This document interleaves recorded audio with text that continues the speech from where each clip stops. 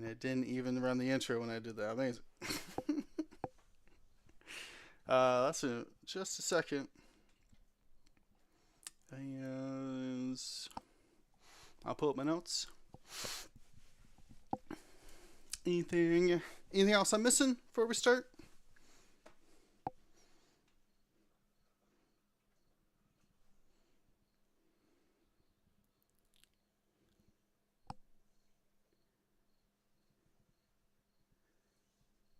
No. No separatist. Not this week. I do see that you put that in there. No. Nope. Yeah, that's fresh knowledge. That's for that's a different segment.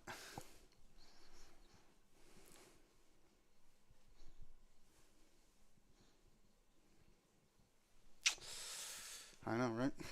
Uh,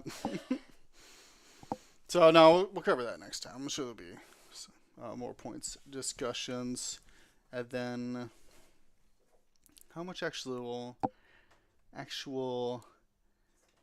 reading is just in the beginning. I'll probably ask you again, Ryan. But how new is this? Is the updated scenario doc? Seems very new. I don't remember this previously.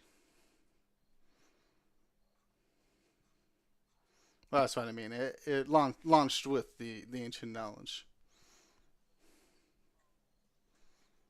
The PDF, the clean PDF of all the scenarios now.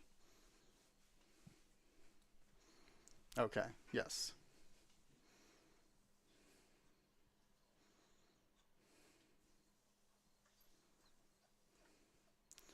Yeah. But it still has all the old missions. Um, to be a complete. Right. Right. But I'm just saying the packet is like now nice and complete. So you could just print it out and put it one on each table, basically.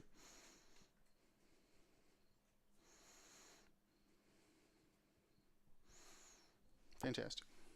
All right. What was I gonna say about that?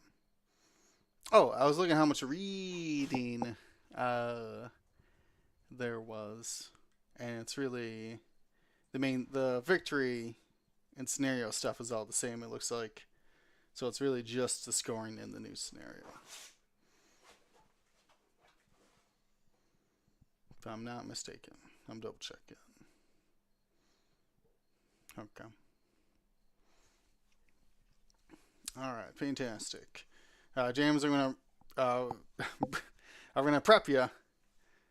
I hear you've been practicing your reading. I'm gonna have you read the ancient knowledge from the paper, from the page.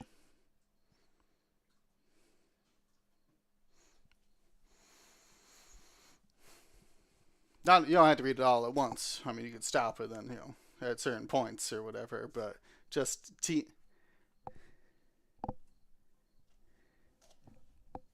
whoa. Yeah, it doesn't have to have the squirts in it. No, that's what I call the Mios.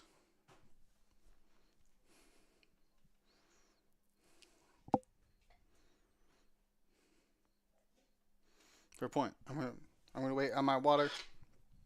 I think we're gonna hit the start button.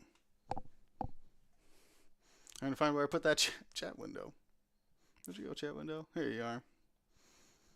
I don't know if it's working.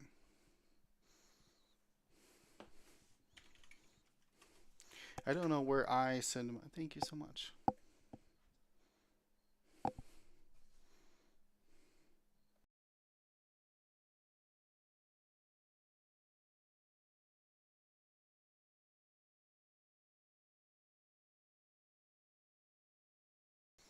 Okay. Oh, I guess it says it goes to both. If you say so, Restream. Fair enough. Fair enough. Power beyond my understanding. Let me tell you, beyond my knowledge, if you will. All right. Well, I say we get into it then.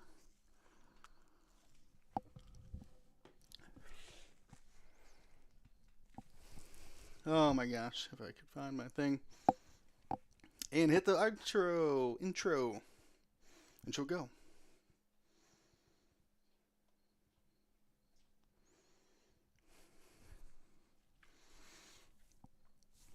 This is episode 387 of the Gold Squadron podcast. I'm your host, Will Let the Robot Choose, Pegwood.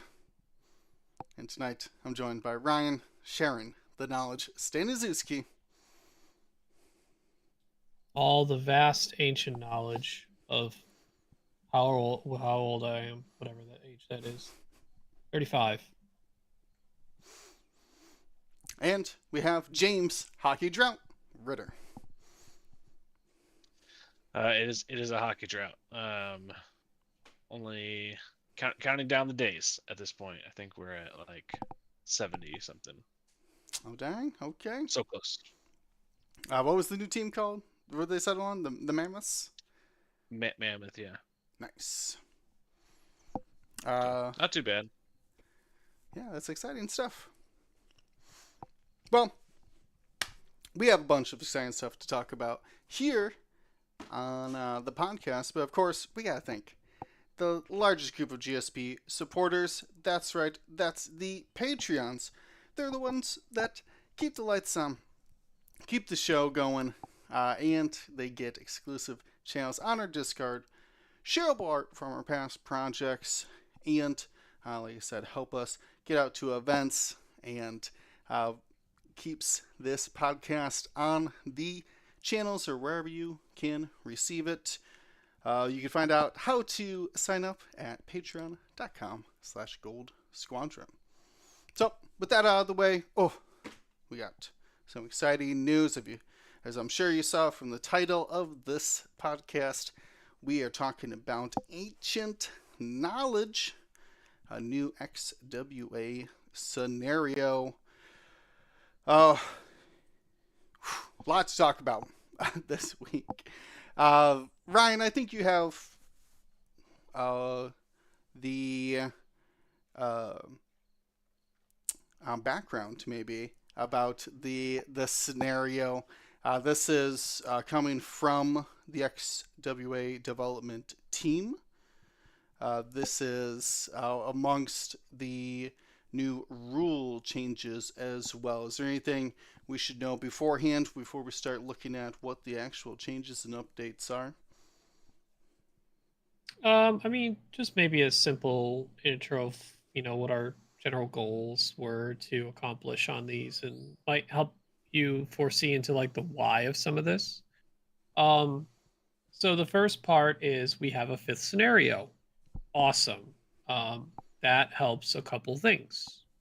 Most notably, a lot of Swiss events are 5 rounds, and albeit 4 scenarios did at times jive extremely well, if you like couple them with the cut or a, a second day of playing, that the total actually did come to either the final one was played in the final or the final was actually random and it could be any 4 of them, etc. Um, there was also the fact that AMG had mentioned when the scenarios first came out that new scenarios would come out in the future. So this was one of the things that was pretty high on our whiteboard of things to do, is make new scenarios. Um, we're starting with just one additional because it helps with 5 round of Swiss events that are likely more common these days. And were already common before, but some more local level stuff might only be 4 rounds. But that also means that you're not guaranteed a scenario if you only run 4 rounds. So that also leaves a level of like, you can't always guarantee you're playing the same 4 scenarios in a 4 Swiss round event, but it will guarantee you'll play everyone in 5. So there's give and take in that.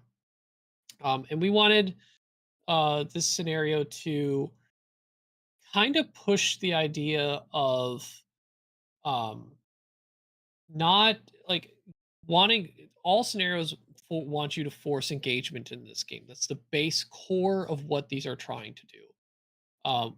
So it needs to be a scenario action that you want to gain points or other advantages for, and it also needs to be something that like the yes, it is going to be valuable enough to push the engagement that people will want to interact with. And we didn't want to just make it by getting objective points. We wanted to push the envelope a bit as to what happens when the objective, instead of inhibits the carriers, actually empowers the carriers or the people interact or the ships interacting with it. So we're so used to like salvage, like, oh, you pick things up, you lose your ability to do these certain actions or cloak token, or hey, even interacting with scramble, you lose your action for that turn unless you have passive mods, you're modless for the turn. Now, what if we make these objectives that you interact with so powerful that you want to, like, I want to get there because not only could it net me points, it also could empower my combat capabilities, both offensively or defensively. But that's the choice you have to make. We are once we get into the rules, you do have to make some decisions once you've taken that action of how you're going to use that knowledge in your game, whether it's by objective scoring or empowering your pilots using it. Um, and then when it comes to the point scoring system, there was a general what we've seen through all of AMG objective play. It well after their first adjustment when they didn't let you interact with the objective on the first round anymore, is that a majority of games were 50-50, as in you scored most of the time 10 points in objectives and 10 points in uh, ship destruction. And we wanted to shift that just a little bit because it seemed like the majority of what felt bad for players isn't when their stuff got blown off the board through destroying ships.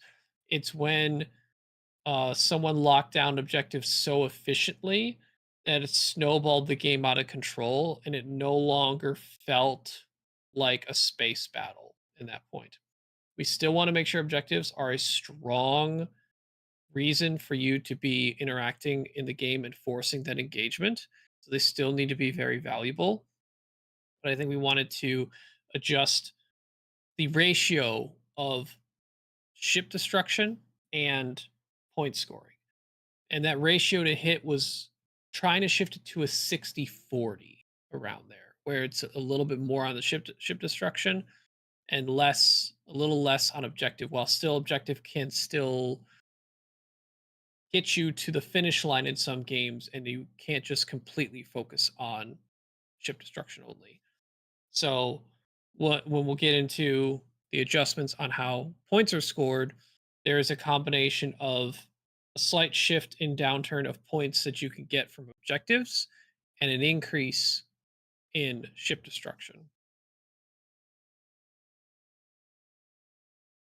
Yeah, Without well, going too deep into like either topic, whether it's completely right. into ancient knowledge or completely into the scoring system update. That's my little primer for you guys. Right. I think that's where we should probably start is the points changes. Um, Not squad points, but scenario points scored. A new way of scoring objectives. And of course, we're going to go over to xwing.life, the X Wing Alliance's website. Check out their resource page, and we'll find the scenario document, which I have pulled up already. And it says it's beautiful. I was complimenting the hawk and the beautiful images there. In this new packet, as I was saying before the podcast, it looks like this would be just great to just print out, throw onto tables. Though that might be my only real critique. Ryan, can I get a printer-friendly version, please? I don't know what that entails, but yeah, I mean, you could if you wanted to. Yeah, there's a lot of good illustration on it, but giving it more black and white capable is probably a good idea. yeah, to Or ruin my printer. not so illustrative Yes. intensive. Besides, I Yes. mean, you could skip printing page 1, which is the cover, basically. Well, sure. I mean, I have the capabilities to edit it and make it look, how I want, but not everybody does. That's my only note on it. Otherwise, looks amazing, fantastic. The place we're going to start though is right at the beginning here of this page that describes the common rules for scoring, victory, and scenario rules. First thing here is the scoring. I'll just read it verbatim here if you haven't had a chance to check it out. I'll just read it to you. Let me take a sip of water first.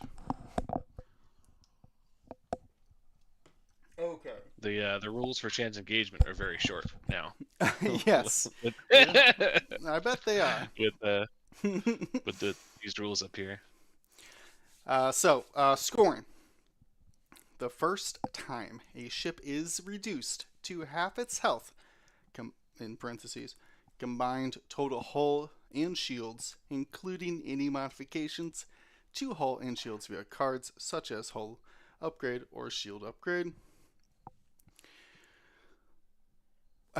So, first time a ship is reduced to half its health, the opposing player immediately gains mission points equal to half the squad point value of the destroyed ship, rounded down. That's pretty normal if you've played chance engagement before. But this continues on. When an enemy ship is destroyed or removed from the game, the opposing player gains mission points equal to the half the squad point value of that ship, rounded up. If no mission points were scored earlier in the game from a ship that has been removed from the game, being reduced to half its health, the opposing player gains mission points equal to the squad point value of that ship instead. So if you've one-shot a ship or, did the half points and then also destroyed it in a singular attack, which can happen if you only have 3 or 4 health, pretty common there. So again, that's half of the points rounded down. So we're talking 2 out of 5. And then when it's removed or destroyed, you would get the remaining 3. Pretty standard from, like I said, the scoring of chance engagement. Now it's just applied to every scenario. Let's break that down first, I guess. There's going to be some other... Or I guess maybe I should ask you guys. Should we continue on, or should we start with just discussing half points? So, I mean, we can quickly see how the shift to that 60-40 ratio I talked about is supported by now every scenario is half point. And yes, more ship destruction points, and it's kind of cleaner. It's in every scenario. No longer have to ask the question. But I will say, make sure whenever you gain those half points, write it down on the score sheet like immediately. I know people forgot to do that in chance before all the time. Get used to doing that all the time now. Don't forget, as soon as you earn those half points, just mark it. Don't wait till the end of the round. Someone will forget. Good tip. Yeah, this to me, what you were saying earlier, Ryan, about we should be thinking about that 60-40. To me, even if I can't destroy a ship, maybe it's very healthy or elusive or whatever, it still has an objective on it now to me, just like it did in chance engagement, to where, okay, I got that ship going off and doing that objective. How can you score points? Oh, well, you just need to get half points on that one ship before it can get away completely, or the game ends. Which is something I do like. Other ways to score in a scenario. You were mentioning being like snowballed, like locked down sometimes. At least this gives you an avenue to find those points. Even if you can't take the ship off the board, at least you could, try to get its half points before it, like I said, kind of gets away or whatever. Disengages.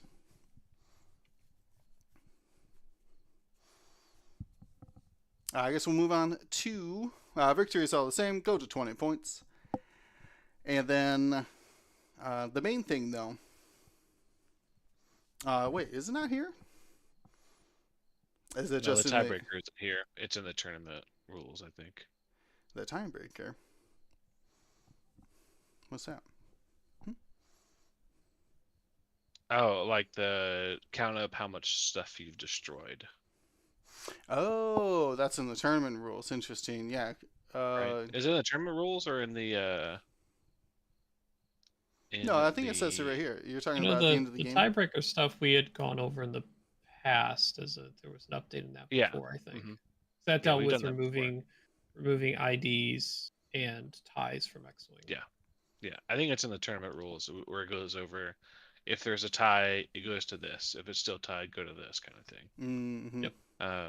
So it's not in here, which I think is absolutely fine. I thought that's what you were referencing.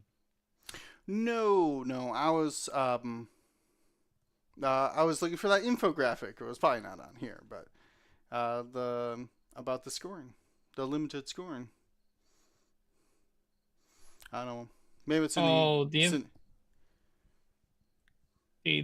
the little like web like chart that I shared in our GSP yes. Discord. No, Yes. that's not. Yeah, I don't think that's an official document. Oh, Track. I That see. is more Okay. of a like Sorry. helpful add-on. No, that no, was I wasn't provided. looking for that exact info. But I was. I wasn't. I guess I was thinking. I I thought those rules were here.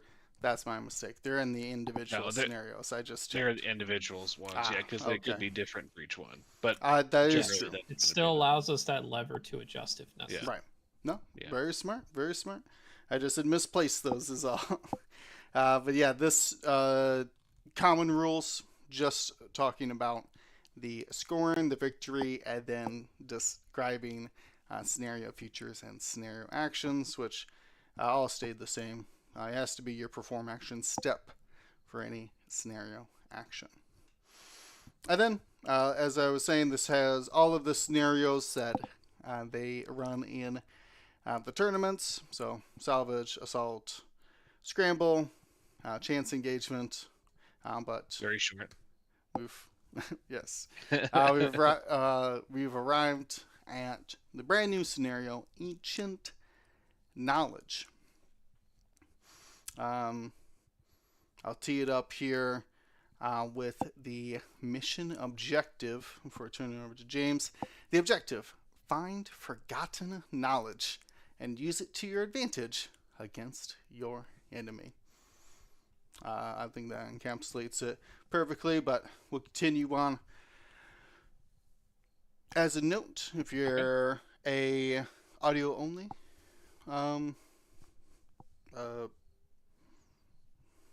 I don't know why I'm listener, I guess, of the podcast. We're showing it on the screen, but this does describe the normal play area of 3x3, the 6 regular obstacles that you can bring to any X-Wing match, and it specifies 3 of the objectives. So nothing new you need, all the regular stuff that you're already playing the game of X-Wing with. But then we get into the rest of it here, James. What does it say? Yeah, I'll give a quick TLDR at the top of it, just so you can kind of like think about these things as I read through it. So for placement and for the scenario tokens, there's 3 of these data caches, and the placement is the same as Scramble. So you place one on your opponent's side, your opponent places one on your side, and one right in the middle. You can do an action to transmit and gain a ancient knowledge condition, which can be spent later to convert dice, and then you score based on how many ships you have with the condition, which we'll get a lot more into in a second. So first off, let's look at placing objectives. A lot of this is going to be very similar to Scramble, but we'll go through it for posterity. At the start of the place obstacle step of setup, place 1 data cache in the center of the play area. Then, starting with the first player, players take turns placing the remaining 2 data caches at range 3 of the center data cache and beyond range 2 of each other data cache. When a player places a data cache, it must be placed at range 2 to 4 of their opponent's board edge once all 3 data caches have been placed. players place obstacles as described in the rules reference. An obstacle cannot be placed overlapping a data cache. I'm going to come back to scoring in a moment because I think it's going to make a lot more sense once we get into what we're actually talking about, the context. So scenario rules. A data cache is a scenario feature. At the beginning of the game, each data cache is assigned a charge token placed on its active side. After scoring, each data cache with an inactive charge recovers its charge.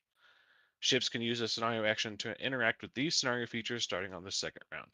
So, again, scenario features and these tokens can't be messed with until the start of the second round. So it's good to know going into this, right? Can't be messing with these during the first round of the game. And essentially, each of those objective tokens out there are going to be little charges that can, at the end of the round after scoring, they will recover its charge and basically flip back over. How do we interact with these? Is this transmit scenario action. When a ship performs a transmit action, choose a data cache at range 0 to 1. And remember, this can only be during your perform action step. Spend that cache's charge to assign the ancient knowledge condition to that ship. If there is no active data cache in range, the action fails, of course. And a ship cannot perform this action if it already has the ancient knowledge condition. And what this condition does, of course, it says you can only be assigned one ancient knowledge condition. While you defend or perform an attack, you may discard this condition to change one of your results to a hit or evade result. When you flee the battlefield or put into reserve, and after you're destroyed, remove this condition. Okay, let's go back up to scoring. Now that we understand what this that's why you read the card, right? Uh, No yeah. Moralo shenanigans for you.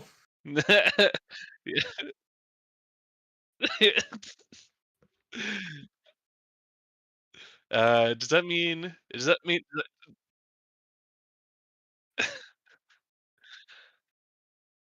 so does this go the same for other conditions? Can you possibly like remove other conditions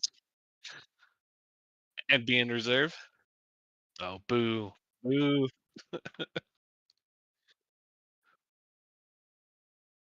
Right, exactly. Because could you make someone give up the child condition, the hunted or whatever?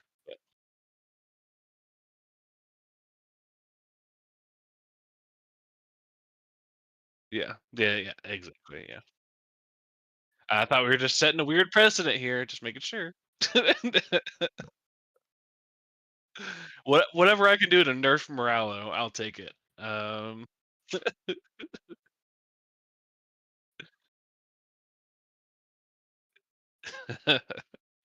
right. So now we know what these data caches are and how to get this condition, and now we go into scoring. So starting on the second round, at the start of the end phase, each player earns a point for if at least one of their ships has ancient knowledge condition, or they earn 2 mission points instead if they have more ships with the condition than their opponent. If a player scores 2 mission points, they must choose one of their ships to lose the ancient knowledge condition. So, what does that like mean, like realistically, when you're going into a scoring round? Let's say each of your ships on the start of the second round, one of your ships on each side of the table picks up one of these ancient knowledge conditions.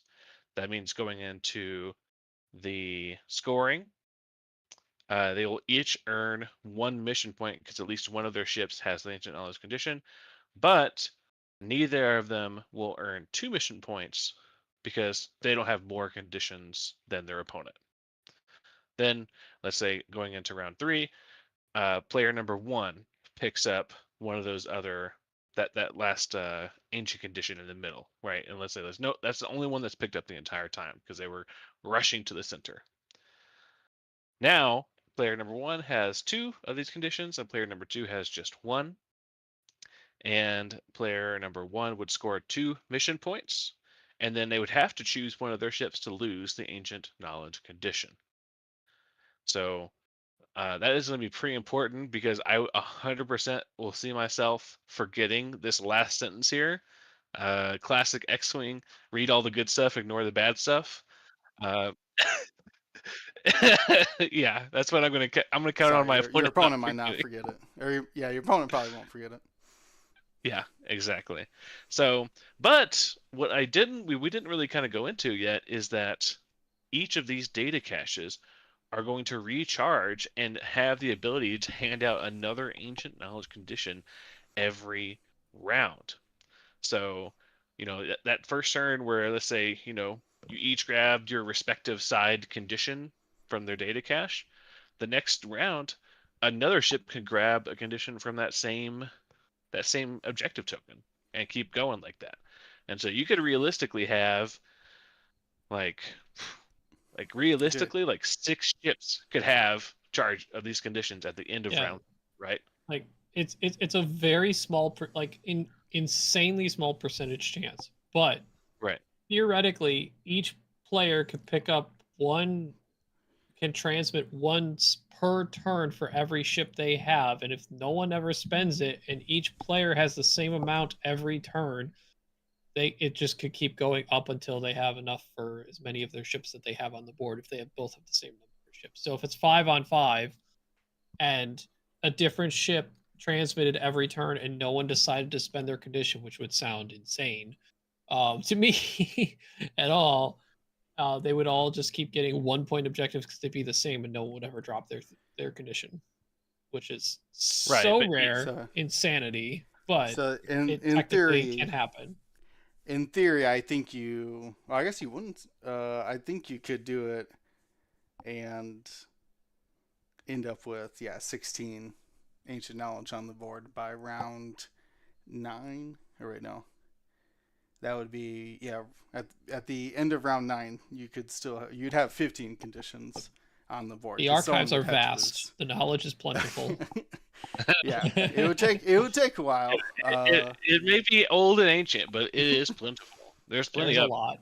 Yeah. So just to clarify, each of the data caches, each of the scenario tokens, can only give one ancient knowledge condition per round. Yes. The design difficulty was like trying to find something that you could constantly tap back into, but also not pick up or move. And no one's like, and the only way that you're tracking if it's been used up for the turn is like on a per turn basis, not it's on or off for me type of thing, like Yeah. Scramble is. Like So yeah. it's charge based on a per turn basis, but the existence of them is on the ship as a condition. Right. Yeah, that is a very unique way to get around having to like keep it on the board. You can just kind of like put it on the ship, or of course you'd probably want to keep these very lovely crafted and printable ancient knowledge condition tokens, just similar to like other conditions that we have, like hunted, or I'll show you the dark side, or what's the actual one for the child? Merciless Uh, pursuit. Merciless Pursuit. Yeah, No. I think it's right. Yeah, Merciless Merciless Pursuit. Pursuit, that's right. Yeah. I'm thinking Yeah. of a swoop card called Merciless Contest, so me brain. Uh, Or I mean, like literally, if you have a D4, that's it's a Sith holocron looking thing. That's the design, like visually we went for, and it works really well. So, if you have a little like just 3D print a 4-sided die, Okay. or like a D4 basically, not like to get you on have your semantics, triangle, but right? not to get on semantics, but that's not a D4. That's a D5. Oh, sorry, 5. Yeah, because it's a square bottom, not a. It's a My pyramid. bad. It's a pyramid, not a diamond. But Okay. But anyways, sorry. That as as an avid still, and D4. I would how Yeah, dare you But yes. disrespect the D4 like this? Yeah. sorry, our Sith Sorry. holocron is D4 shaped instead of D5 shaped now. Yes. No, I'm looking Do at whatever the I image, want, is all. but I get it. Yeah. Yeah, Just want to clarify. it's Pyramids have but, square bottoms, is all. But yeah. Something irregardless, we that's a great point. You could just use a beautiful D4 as a little triangle. Yeah, something we haven't really seen before either is these objectives helping you in the fight, right? You can Mhm. spend your condition, discard the ancient knowledge condition to change one of your results to a hit or blank. So that could be a blank to an evade, which is pretty incredible if it stops you from being destroyed, you know. Yep. Yeah. Basically, But you're taking an action that says you have to decide if you want to hold on to the knowledge, and gain some points in the objectives, or spend the knowledge to increase your effectiveness on offense or defense. To basically, like, I have an evade token, basically, or I have, for people in the 1.0 land, guidance chips, um, or Ray Gunner, basically, yeah, without needing to, yeah. you know. And people I like mean, you, some of the initial reactions when we thought about something like this were like, well, that doesn't seem like that seems like very powerful. I'm like, it eventually came to the conclusion like, yeah, so go interact with it, go get it, like do the thing. yeah, I can definitely Like, see some ships like even like Kylo, who has who loves to convert their blanks to hits with like the oh goodness Advanced optics. optics. advanced optics. I was like, I don't know why I was thinking pattern analyzer. Advanced optics. Like this is just advanced optics, the objective, right? But both ways. Um, Yeah, like yeah, both ways. Kylo Yeah, Silencer seems like a really good like unit for this like if you're like if I had to blank slate and like I knew I was playing ancient knowledge and I got to like build a list for it. If I was playing FO, Kyle Silencer is like put me in boss. Let's go get yeah, it. Because like the one thing he can rarely mitigate is his blanks without taking like a lock action on offense or getting an evade from something else that he can't do. yeah. Um, And which also is you cool can because like he's also like he's force user, ancient knowledge, get that Sith holocron and like do better, kid. yeah, and still be able to be maneuverable with the auto thrusters after you perform the ancient knowledge transmit condition. Yep. You can still do a booster barrel after that, Yep. We which is definitely we're aware that like any ship that could link a scenario action off of into like whether it's an RZ2 or anything with auto Mm-hmm. thrusters, Mm-hmm. anything of that capacity, had some good power for this, and it yeah, didn't make them too powerful. It's fine. But granted, I say all this, and everything is always under review and potential adjustments as we work Sure. through and Yeah. get more people's eyes and people's experiences off of this. We can only yeah, playtest so like much, so but like a everything ship is having always more than under one of review. these conditions, right? Well, that's not possible. Well, yeah, but yeah, isn't this one of the things that I got like hot fixed was the No, Oh, it like was they pressing needed the button. clarification to Yeah. make sure that like you could not press the button more than one. Press the It's same it's button or whatever. Like yes, it's the last it was phrase in oh fixed the whatever it scenario. was. It's the last phrase in scenario action transmit. Yeah, A ship can't do cannot the perform action. action. Yeah. Which was oh, so you could just turn the button off for somebody else. That way they couldn't get it. yeah, Is that yeah, what you're Yeah, saying? that would be yeah. It was we turns don't out want that. that was a bug, not a feature Once your of knowledge meter is filled, you can't take any more. Not yeah, allowed. Yeah. yeah. So that Too much is knowledge. You can't overfill your brain. so to counter what you guys are saying. Obviously, a high initiative force user sounds like a fantastic use of ancient knowledge. But what I like about it is they're probably not going to have access to it because of how X-Wing works. The low initiatives get first dibs on objectives, and well, technically first dibs on actions, which you could use for the snare action. So you could see the opposing player's filler ship or their objective specific ship now might actually want to be low initiative to help them get out there and press those buttons before that high initiative can roll in and take it as well. I love the just imagery in my head of a little, like, non-limited generic TIE fighter running up and grabbing the ancient knowledge condition in front of his uh his what is it, like the supreme leader, Kylo Ren, and just like, what the heck did you just do? You just took my ancient knowledge. So I love, yeah, that is a really good point, that this is kind of similar to salvage, and that lower Salvage, yeah. initiatives maybe have a little bit of an advantage in the get to it first. I Right. mean, overall, this is like a larger advantage than salvage, because like salvage, you just lose your action in most cases. This one is like, I have the thing, and I don't let them press the thing.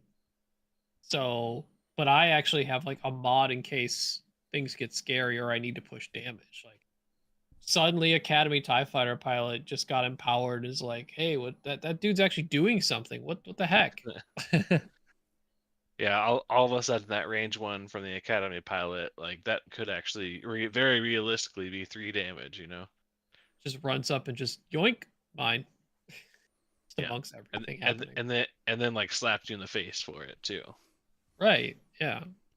And I actually like it's one of the things I really like about this scenario is it really supports the low initiative to the point where, because if you think about the shooting phase beyond like initiative killing, the later you have to shoot, the more information you're given on the board state, just like activation phase. Um, so if you need to spend things before you would shoot to make sure your ship lives, you will know that uh, as the shots come into you. A lot of, I mean, we've seen in the past, everyone's experienced it, right? You take your higher initiative thing, you go aggressive, it doesn't punch enough through, and you're left with little to no defensive modifications, and you die in the process. The later you go in the activation phase, the more it favors your defensive capabilities, or at least knowledge of the game state to know how defensive you need to be with your modification spending. Yeah, yeah, it's as good as it can be. The potential that can be on like the high initiative ace. The backbone of these conditions are going to be put on the low initiatives. The guys who want to just jump in there and uh, you know for a lot of situations, in my experience, it does create. What do I want to say? Uh, uh, a very specific role for them to do. But at the same Yep. time, in that situation where the TIE fighter, right, he's taking it from Kylo shoots at him. Well, he's like, well, I like to live. I don't want to take any damage. I'm just here to prevent you from getting the point and waste your shots. So I'll spend it willingly on defense to let myself be able to just hard one and press the button next round as well. And so that I just does. also enjoy the idea of like a vulture droid popping a squat on an asteroid or Yes. debris field and just like downloading the knowledge the entire game, because it's just like, I'm Very just gonna good. sit Yeah. here, I'm gonna keep pressing the button because I'm initiative 1. I don't let Right. anyone else get it. This is mine. My data I'm taking. And yes, and then just like sharing net calculations from somewhere, or like Kraken holding a Oh, sure. calculate. Yeah, it Seems actually gets me to a question I had, but I'll try to remember it. But what do I want to say? That is interesting, that situation, because now, if you're familiar that a ship would want to do that, right? That it might just keep distracting you, so it or keep spending the ancient knowledge, so it could keep repressing the button. it creates more interesting things. So maybe just don't shoot at the ship that has ancient knowledge and forcing it Mhm. to, especially if you could just like arc dodge, just boost out of its arc. So it doesn't get to roll any dice this round, which means it can't spend the ancient knowledge. So you can sneak in behind and press Yep. flip the charge now that it's unable to. So it does Yep. kind Yeah, of there is create this some kind of trickle there down decision trees. yeah, there's some strategy effect to it where like you'll want to like if you want that ship, say the Vulture Droid in that scenario, to consistently be able to press the button over and over each turn, you Mm-hmm. need to make sure you have more objectives than your opponent so that you can toss the one off True. of that holding one away each turn, or make sure it's always spending it every turn. But if it's always spending it and he's your only one that holds it, you could be giving up 2 points every turn because Mm-hmm. your opponent's holding onto one, Mm. but you're not. True. Yeah, you have to be very careful about that managing. That's a very interesting lever. The um, the person with the most ancient knowledge, not necessarily the person with the most mission points, but the person with the most ancient knowledge that round is the one who has to remove their extra or one of their ancient knowledges. That's very interesting to me. I would like to see it how it plays out, especially with like low knowledge counts, because I feel like in early play that we were all just jumping on it. We just wanted the condition no matter what. We're getting the condition, but the uh, I guess later on it's going to be interesting to see when that's floating at like 0 and 1, right? Well, it's going to happen. I think a lot just round 2 of every game. Did someone who, if you took the middle, you're going to lose that condition or one of your two, right? No matter what, you can't hold two objectives at the end of, or two ancient knowledges at the end of round 2, because you always will have more than your opponent. Uh-huh. So that And kind of, you theoretically have the like advantage of knowing, okay, if my ship could be put in big danger to take half points, or um, like the person who gets the more objectives has a little bit of advantage in the fact that they'll know if they need to help their ship live, and they'll still at least get 1 point potentially, as long as both their ships get a chance to hold on to it. Or um, they'll know that, okay, not enough damage was done to me, I can hold on, or I don't need to output enough damage because using offense or defense, um, if they need to hold them on for the points or not. So like, I the decisions feel small, but they're cumulative, right? Decision to take the action. Can you spend that action just to hold the objective or not? Transmit uh, and hold that condition. Do you spend that condition? Do you hold it to try and get points? Once the points are figured out, if you have more than your opponent, like if you have the two, which one goes away, and how do you get the chance to transmit next turn for that when they refresh? So like yeah, there's not like one overarching decision one time each round to decide, do I do the action or not? It's, do I do the action? Do I use the condition? What do I do if I'm over? Which one needs to be tossed? Should like, I mean, you might feel you get to the point like, oh, I got my two objective points and my opponent got the one.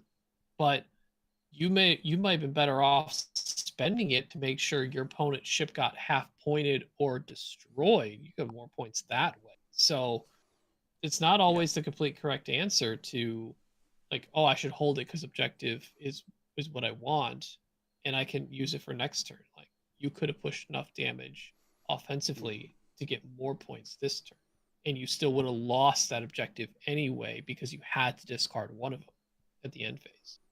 Right.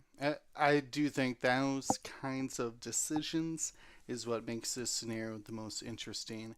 Of, like you're saying, do I spend my ancient knowledge? Well, then we're tied on objectives. But if I keep my ancient knowledge and I give up half points and I gotta lose one of my ancient knowledge anyways?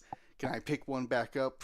Right? Like you really can go down a rabbit hole of how good is keeping it versus how good is spending it in each situation. Obviously, you're gonna want to keep all of them. Like that's how you score points. But uh, you don't score points on a destroyed ship. So at some point, you're going to have to spend it just to try to preserve yourself.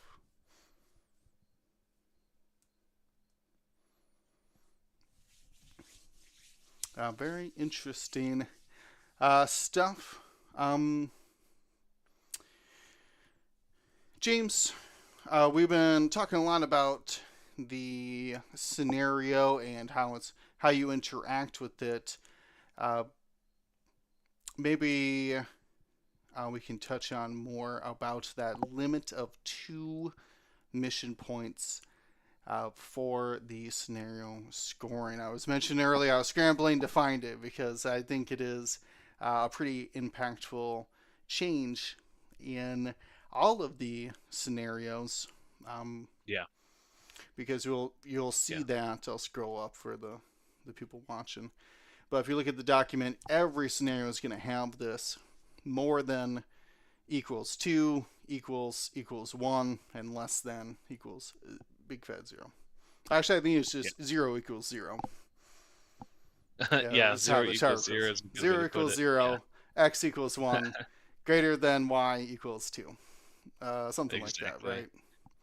So if we look at like assault the satellite array as Oh, a sure. as a, as an Let's go example, take a look. um, 'Cause so that one has 5 objectives, so pretty easy to yeah, determine who's got more than not. yeah. So each player earns 1 mission point if they control at least one satellite, or 2 if they control more satellites than their opponent. Player controls satellite if they have more ships at range 0 to 1, and of course, when determining control, medium and largest count as 2. So when you take that into account, something that Ryan shared with us earlier becomes very simple. The first question, it's a little flow chart here. Do you control any objectives? If that answer is no, just like we said, 0 objectives equals 0 points. If that answer is yes, you go on to the next question, which is, do you control more than your opponent? If that answer is no, you get 1 point. If you do control more than your opponent, you get 2 points. Like full stop right there. Then, if you're playing Ancient Knowledge, you have to lose one of your Ancient Knowledges. So Ancient Knowledge is the only one that has a condition on the end of that of like, if you are leading, you have to lose one. Right now, at least. I guess in the future, they could make it to where like scramble, you have to choose which one to make neutral again or something.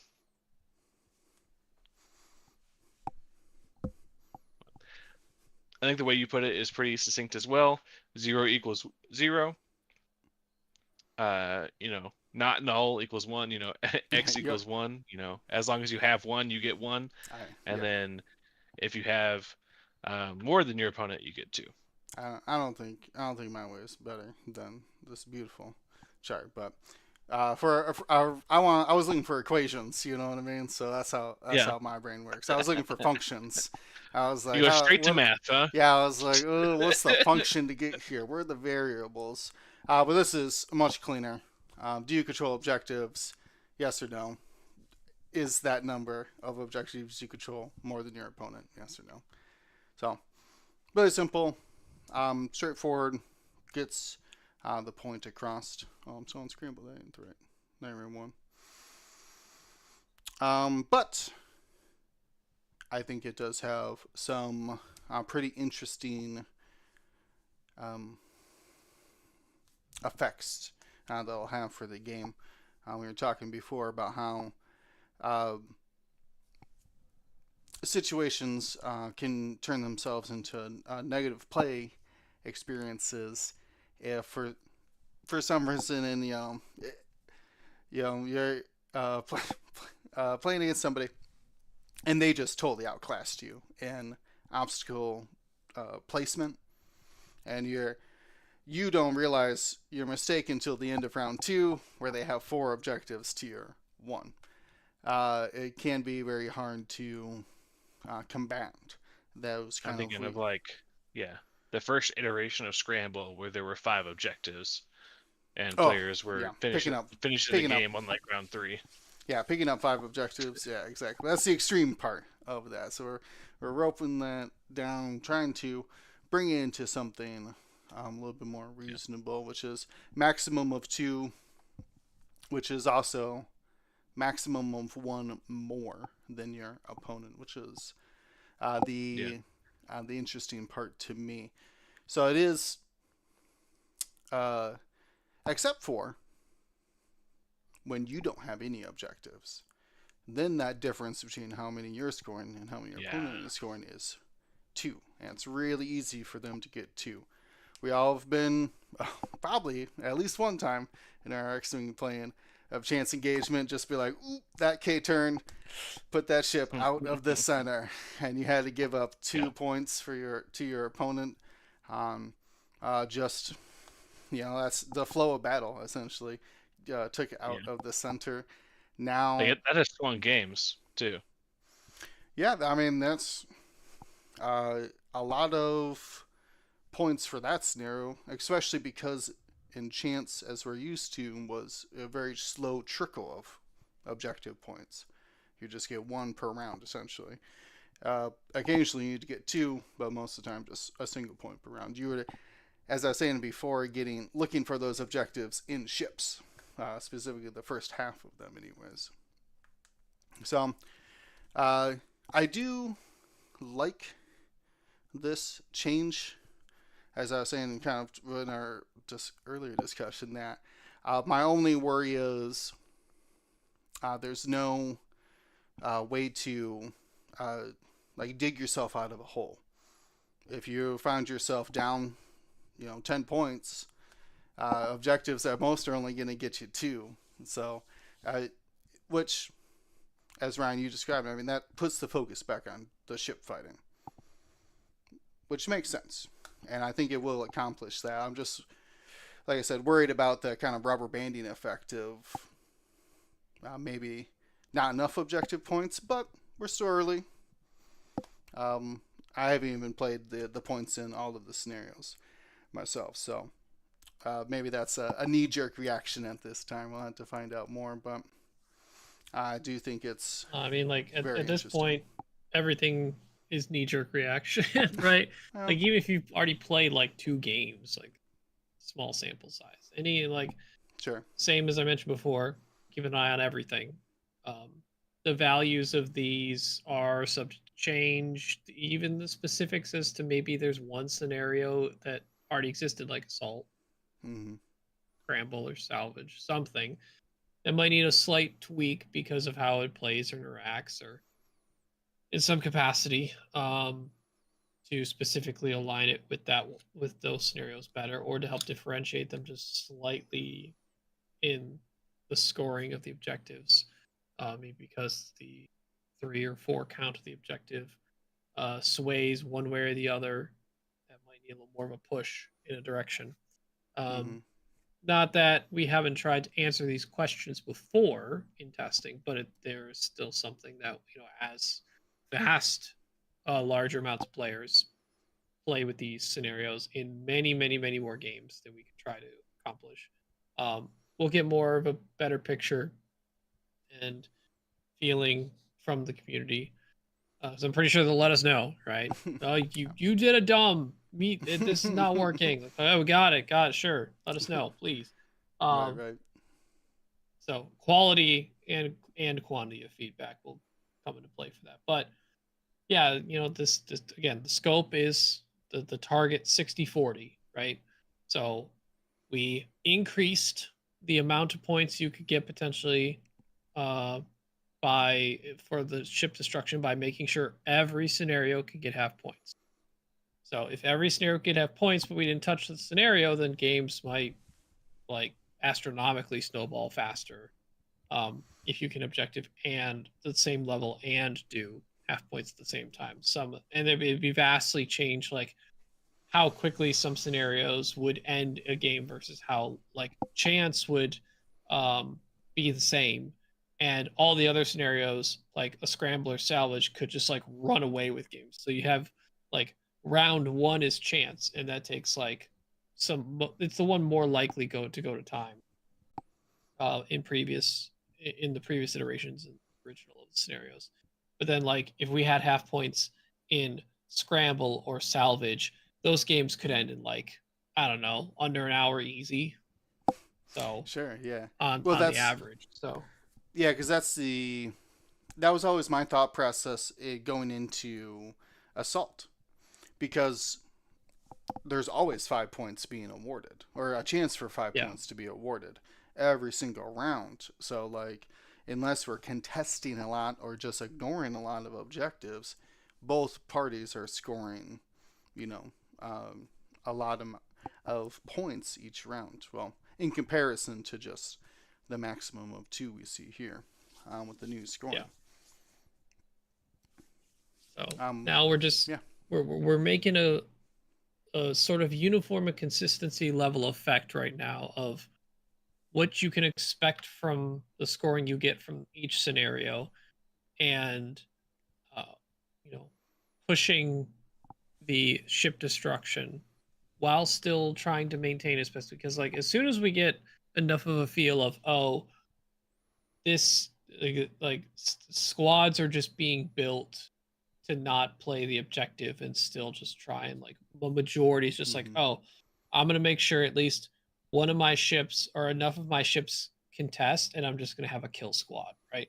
So I'm playing scramble. I'm gonna make sure I press just this one button and then just hunt anything that tries to go on their opponent's second button. Like that's just a winning strategy, and everything goes kill squad style. We don't want that. We want to still see a variety, because if there's just one style of list, then every faction will try and make that style, and eventually some factions are going to do it better than the other, and then it's just going to like severely narrow down the scope of what the like game meta would probably. So always watchful eyes and listening ears from XWA to make sure that if adjustments need to be made, we will look to those and see what we need to do. But for now, at least the reception to all this seems mostly positive. Especially like I thought the scenario points would get a better reaction than the ancient knowledge. That's just because like I think enough of the community felt like they had a bad experience in some game at some point when objectives just ran away from them. It didn't feel as interactive. Whether they were like that's a feeling thing, so no one's really like right or wrong on that one for those instances or experiences. But I was pleasantly surprised how many people have like thoroughly enjoyed and almost are already ready to say that ancient knowledge is their favorite scenario. I did not expect that, not as much as we got. So very happy about that, because making a scenario is really hard. It's really, really hard. I gotta say, like I already thought making custom pilots was hard. Scenarios is ridiculous, and even I had one of the smaller percentages of help, like putting this one together. This was mostly Paul and Roberto. They did a fantastic job on this, but it's we had a lot of passes on this one, and a lot of passes trying to make a scenario. Like there were a lot of ideas floating out there, but at the core, we wanted to promote engagement, because that's what all scenarios should do, and we really wanted to try and push the envelope of what if a scenario made impacted combat in some capacity, negatively or positively. Overwhelmingly positively was the better one. Like no one wanted like depleter strain tokens assigned to their ships because of objective things happened. Like that was a clear, like no one wanted to feel negative things to happen. There are already kind of penalties because you're forced to go and interact with them, so your opponent kind of knows where you're wanting to be, right? So, yeah. And normally, well, in most scenarios, it is a penalty. You have to give up your action to interact with it. Well, even if it was like testing something to the effect of like, oh, what happens if like I do this objective thing, and if my opponent is somehow negatively effective on that. Even that, like when you're weaponizing it against your opponent, negative stuff just consistently felt bad to play testing. So, Yeah. but when you could boost someone up and make them more powerful, then we had something clicking there for sure. Yeah. So, Yeah. Not to reduce it down too much, but scramble where I have to take in a damage every time I hit a button versus scramble where I get an evade every time I hit a button. I'm sure right. one plays a lot more enjoyable than the other one. Yeah. Not like I said, not to boil it down too much, but that's the idea I'm getting, and that it to me it does differentiate itself in that way that objectives are a positive thing for some pilots, especially the lower initiative ones. They not only enjoy, but I'm like, that's your job now, dude. Like, go get the objective and stop other people from getting it. So that is very a positive way of thinking about it. Was flying Sabine at Worlds, right? And like Sabine and Chance, I'm just like, I don't know, don't get destroyed. Like, I don't have a job for you. Sorry. So it is Go nice block. to, yeah, figure it out. So that is nice being like, okay, the ship who was normally just trying to get objectives, now they're coming blazing in. They're like, okay, now, like, this is my time to shine kind of opportunity, right?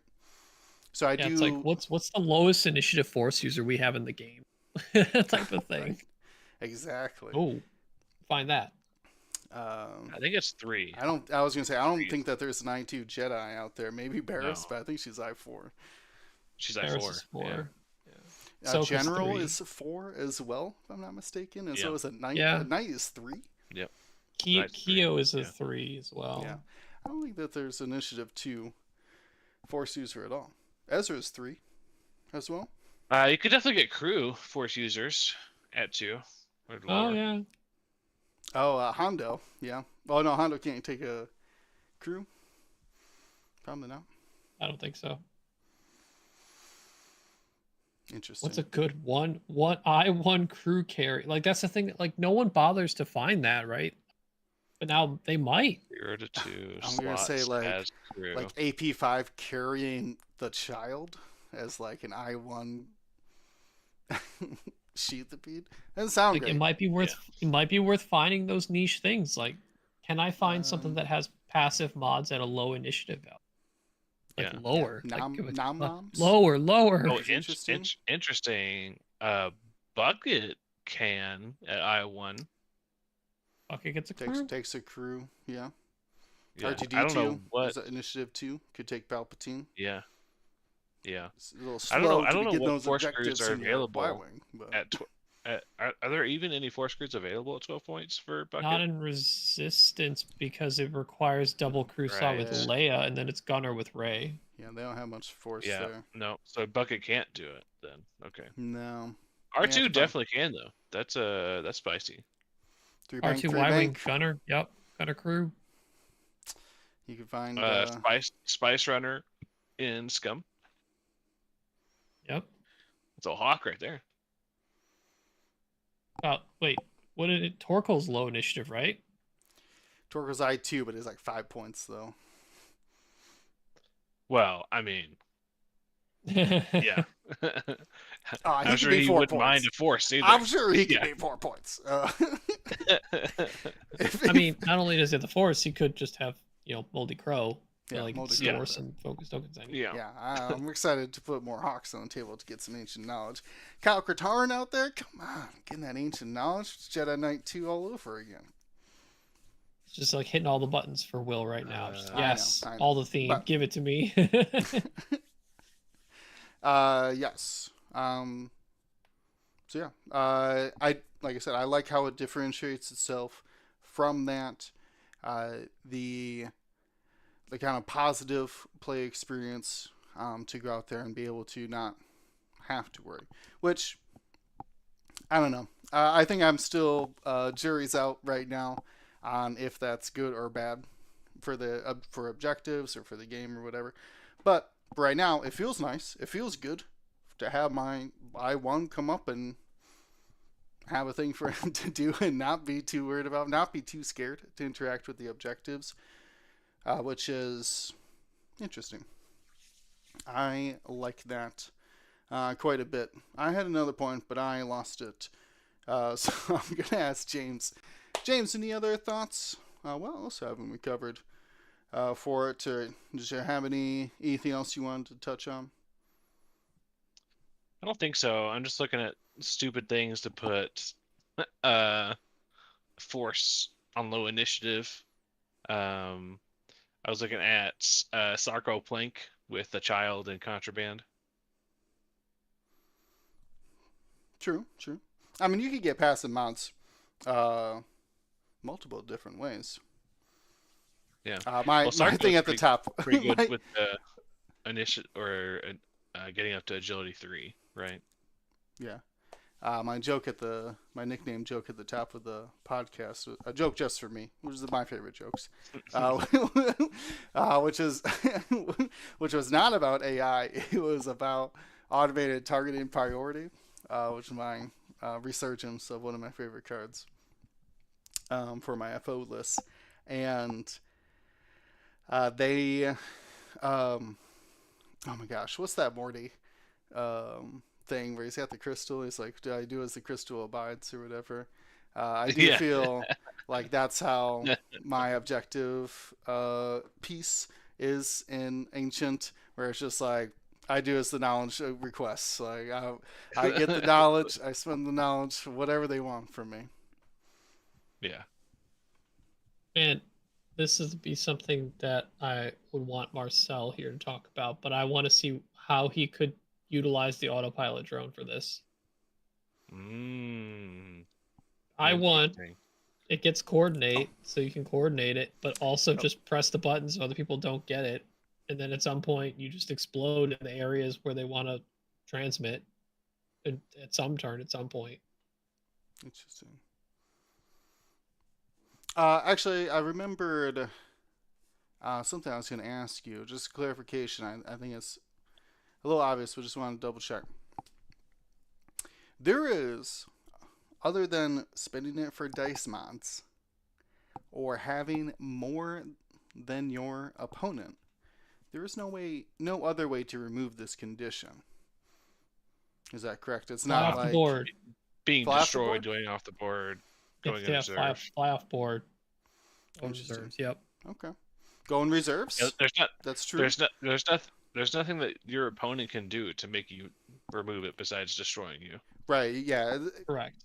Exactly. I was going into like with salvage, you could do a crit or something like that. Something could happen to where you got your condition removed. Oh, but as long as the pilot's brain is intact, which if it's intact, it's alive. So, or on the playing field, I guess. Morello. Yes, they are. For the purpose of this scenario, Morello Evol cannot leave the battlefield and take the ancient knowledge. It's too far away. It doesn't transmit that far. I guess we'll go with that. Also, want to talk about the biggest underswing possible. Scum can bring Gargor for I0. Oh, yeah. Get under those I1s. Yeah, bring back Gargor. Honestly, I'm gonna hit a rock with my null, and so I can steal all the ancient knowledges on turn 2. Drop a bomb for him. That's what I'll do. Is drop a little bomb for him. Oh, do the concussion bomb thing. That's what I'm saying. I'll just drop a concussion bomb, and then he's I0 now. That's amazing. Give him give Gargor like shield upgrade. I was gonna say, what's his loadout these days? It's got to be double digits.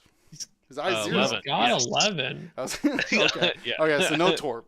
Dang. I was gonna say, honestly, if you could take Protop Torp. I mean, you can take advantage. Like if you somehow line up the Crockett, man, you are putting some scariness to somebody. He's a droid. But also, he's a droid, so he's G4 for That our that's somehow G0R just that or whatever. yeah that somehow got capitalized in there somewhere. Ryan, fucking big somehow, right? I was Yeah, looking at like Auto somehow. Blaster, but you got no way to turn a crit. So No, it's advanced proton torp. 5 forward into range 1. Come on, you'll be fine. What's we'll the do I it. mean, worst? They run into you. It was. yeah. I love Gargoyle because he just makes you want to bring that droid, the Oh, the shoot your friends droid. shoot your Yeah, friend's droid. that's funny. That's And if funny. you're bringing I like that. Gargoyle, you're probably bringing that ship that lets you You're talking in the Tirani. Kimo Yeah, Gila, Tirani with yeah. uh not delayed the multi missile, the clusters with failsafe Yes, yes. You know the build. and oh yeah, I'm You're already already here. building it, huh? It's in your Gargoyle. Yep. All right, Gargoyle meta. I can see it. I can see it. He's immediately nerfed. Next points. Too good Oh, for being I0. Uh, yeah. Very interesting to see how these changes to both the points and especially the new scenario will be affected. I mean, to be fair, this is a point about there being what was I trying to say? So this makes it a majority non-5 objective scenarios. Does that make sense of what I'm trying to say? There's 3 without 5. there are 3 without 5 tokens. Yes. So it does certainly help lists that are don't have as many ships or can't spread out as effectively to cover multiple objectives like that. So could be Yeah. a push in that direction. Yeah. That is a very good point. That yeah, we are starting to get more scenarios than without 5 than there are with 5. Right, right. Yeah, I'm not sure. If you asked me to build an objective only list, like this list goes out and win games by hitting objectives with the previous rules, I'm not sure what I would exactly build to be like objective specific for it. But the balance there to where I do think that you, as much as you now need to go fight ships, you still need to dedicate at least an entire ship or a couple, low level or low initiative ships to be objective people. You can't just run. Well, I'm pretty sure I was watching a video of that Greg posted for the scenario that had 4 aces in it, but it's going to be less beneficial to run all I5s now because this scenario is going to hurt you more than any other one. Because if you're playing against someone who's all I4s, well, they're just going to steal all the ancient knowledge all game. So, if Yeah, you're anything, basically gonna be down. You're gonna get at least 1 point around, right? Because you'll get like the one that's on your side on turn 2, on round 2. But then not after that, they're necessarily. just Not gonna if be getting. they 5 forward, and just grab it before you can. I guess that's true. It's also worth noting that You better start destroying stuff, I guess. Yes, you better. You better, because you're playing objectives. because the objectives don't move and you're incentivized to consistently transmit turn over turn. Like it's not like scramble, press button, leave. It's not like Right. salvage, take it with me. Having ships with the capability of hanging around them and still interact with them turn after turn, if you're spending the condition, or a good way to cycle these ships, like whether it's ships with turrets that could broadside shoot, so they don't have to use their front arc to shoot and fly towards these transmit caches, Mm-hmm. or whether it's ships that are better at turning around and still having an action, or just being effective at turning around. Defender 4Ks, um, or like ships that have tight turns with like 1 hards or 2 hards. and can still do like scenario action plus reposition, like stuff with auto thrusters, as an example. Those things are gonna probably have their value. I think what in my head, I think turreted ships could be pretty nice for this, or things with not just a front arc. Yeah, that makes a lot of sense. I mean, we were going on about it, like passive mons as well. So you get your potential ancient knowledge and your regular modifications in the same round. Though I feel like most people are going to try to obviously hold on to their ancient knowledges. It's not a modification that you can always guarantee. So, not exactly something you could build around, but I definitely think that um, it's a uh, because it's such a puzzle, you're going to have a tool for it in your list.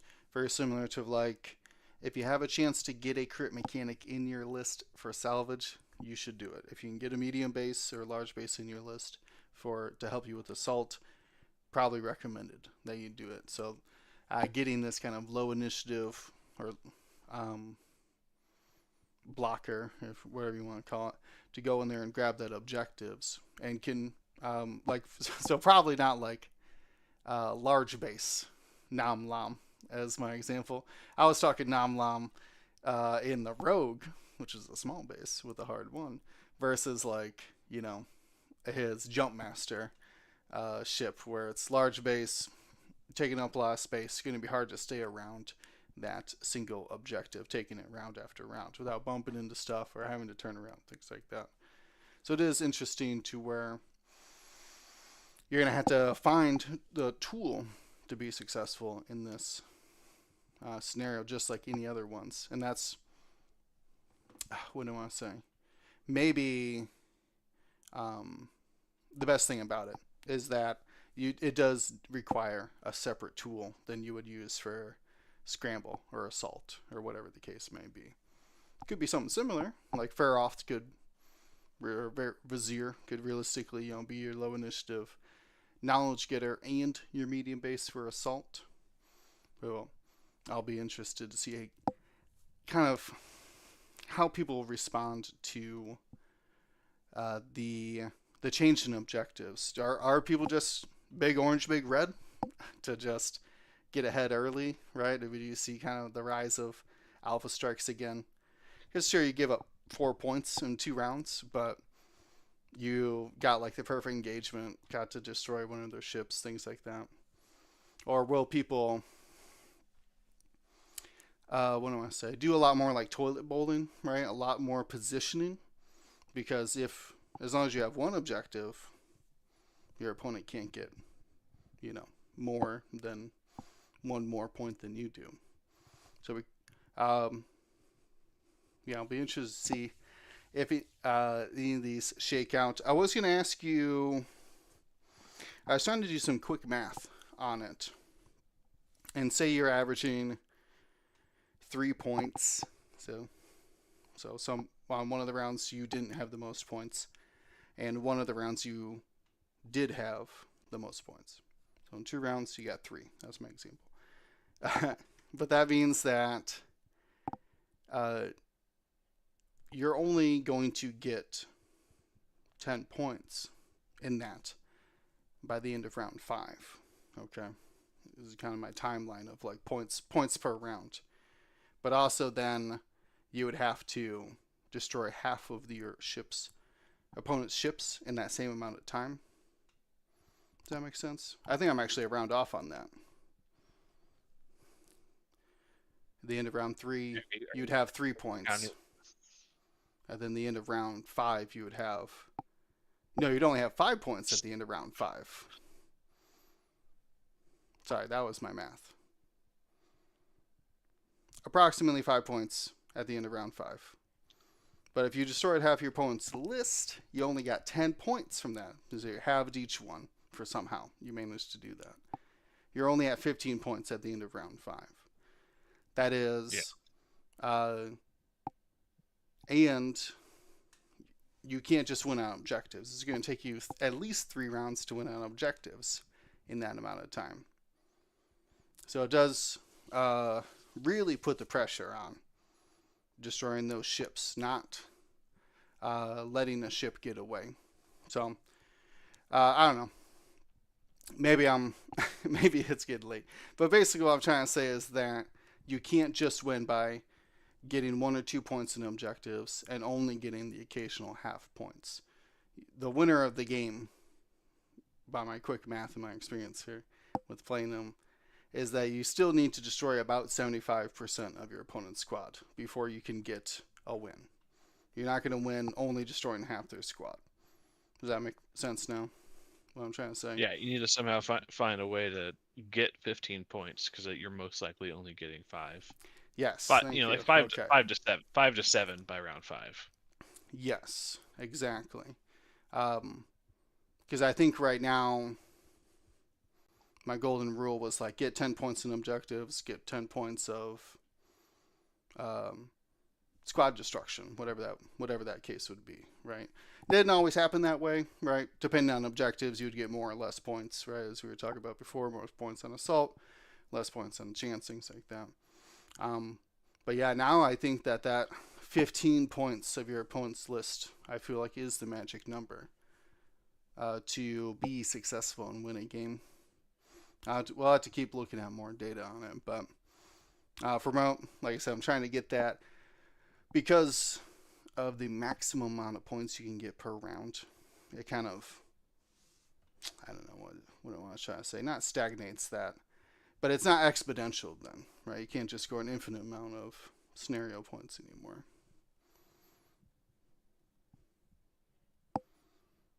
These guys are looking at me like I'm crazy, but No, I think that makes sense. You're looking at trying to find like the break points on when yeah, you like start. what is my goal? Like how actually can I win scenarios now? Yeah, that you're looking at the pattern term, things likely to happen, and kind of graph out like expectations. Mm-hmm. Right, because yeah, you shouldn't have the expectation anymore of getting 10 points in objectives. It's probably not going to happen unless you got, and that would be at the end of round 6, and you got more points than your opponent every single round up until that point, which would be impressive. You might deserve to win the game if you accomplish that for 5 rounds in a row, but you would still need to destroy half your opponent's list, in whatever that case may be, whatever 10 points of your opponent's list is. I mean, ideally, if we're doing our job right, job quote unquote, Right. and hitting the ratio correctly, you should shoot for 12 kill points, 8 objective points. Okay. That See is that? the 60-40 split. Right. That's the 60-40. Okay. Yeah, and that's. But you think about around it. So per Mhm. scenario, there may be a scenario or two where the kill points might need to be a little more to hit what you need to hit to 20, or the objectives might need to be a little more to hit what you want. So it'll vary slightly, but should be somewhere around 12 destruction points and 8 objective points. Right. Yeah. I'm trying to think of like trying to process the new rules in my head with that because like I feel that the scenarios with only 3 or 1 objective, it might be more rare to just even have somebody have more than the other person. I don't know how many times in Scramble we've just come up and take our own. Nobody took the middle, right? I guess at some point in Scramble, there's force someone to have more points than the other person, right?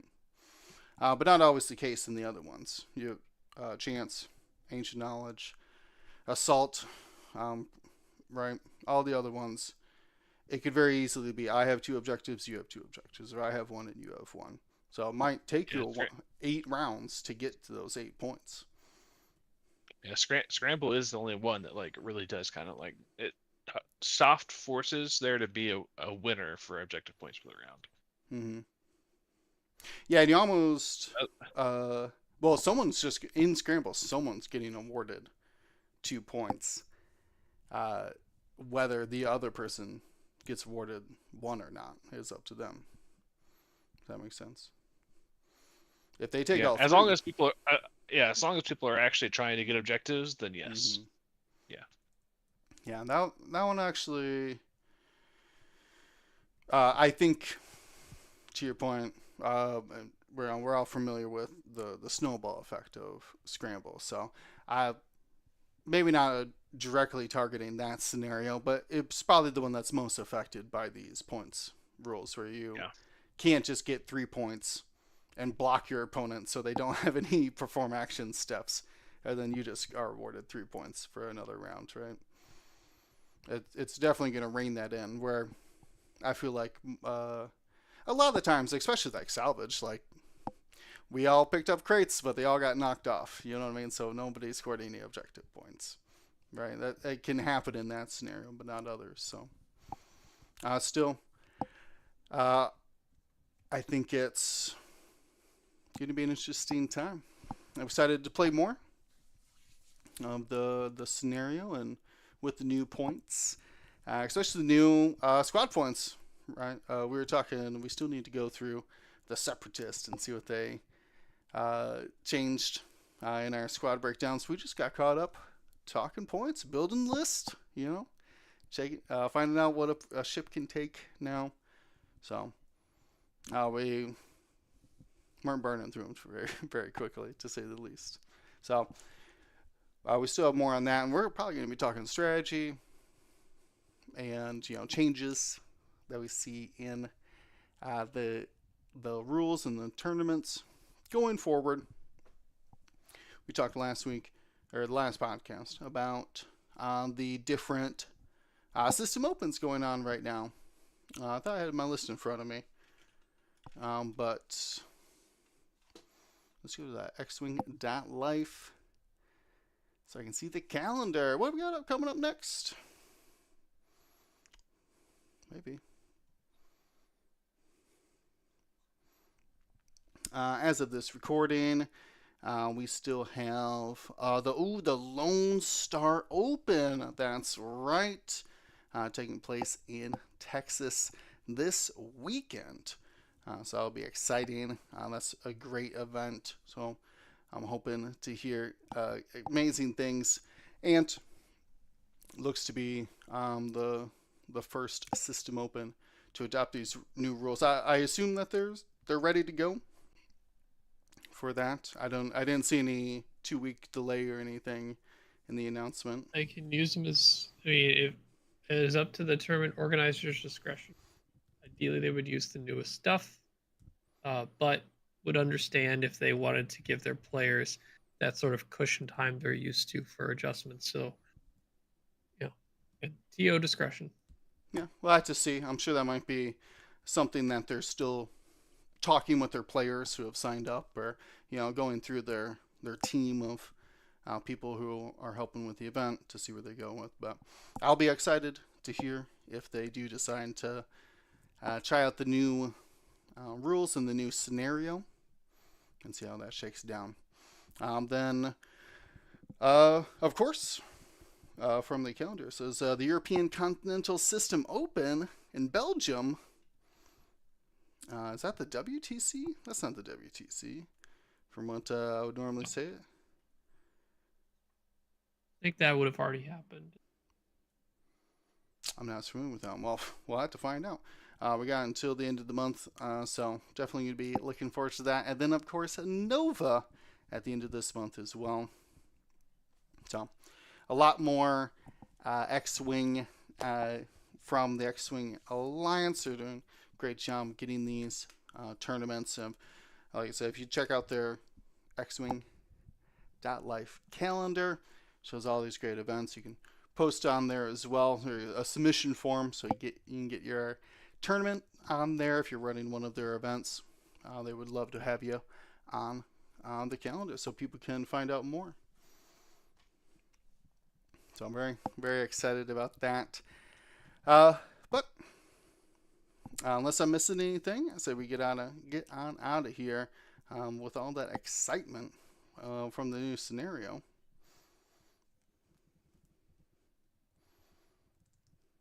Sounds good to me. Awesome. Yeah. Hearing a lot of crickets. All right. Well, I mean, we talked a lot about it, so pretty exciting stuff. If you want more, of course, again, check out the patreon.com/gold Squadron. You can help us, support us monetarily, keep us doing what we do. But if you just want to watch more, we're of course live on Twitch. We have the YouTube lives up right away, and we get the podcast out to the different services a couple days after that. So I'll always be looking for the latest episodes and stuff from Gold Squadron, and check out the Discord for the latest announcements as well. But from everybody here, stay safe, stay smart. Gold Squadron out. And he was ready for the extra, as he always was.